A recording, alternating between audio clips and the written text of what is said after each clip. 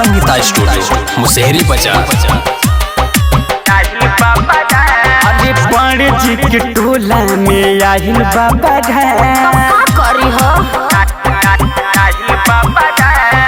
पंडित जी के टोला में आहिल बाबा नाचो ये पतर को तू जम के सारी रात। अच्छा। नाचो सारी रात तो देखो नाचो सारी रात देखो आहिल बाबा सुनो अरे नाचो न जाला बाबू कहतनी साज काहे रे कहतनी साज अरे नाचो न जाला बाबू कहतनी साज नाजुक बदन बावे आ जाइया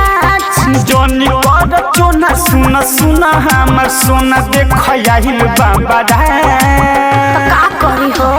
अरे नाचो न जाला बाबू कहतनी साज अरे पंडित जी के टोला में आहिल बाबा जानतनी रे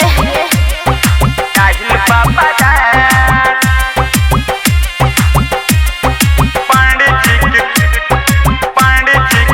पंडित जी के टोला में आहिल बाबा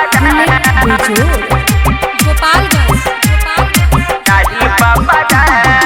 बहुते पीरा दुबा कमरिया के नीचे सभी दीवाना बा तुहरे ही पीछे सही में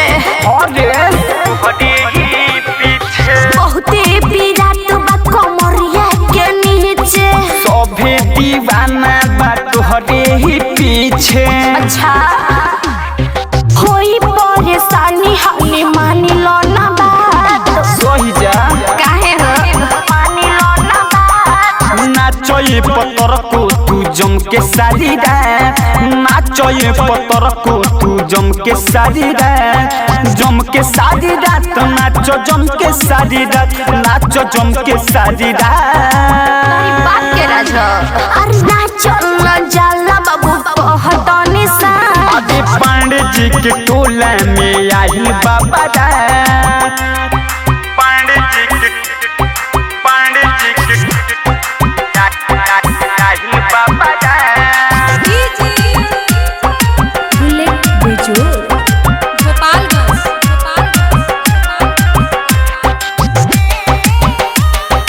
आहिल बाबा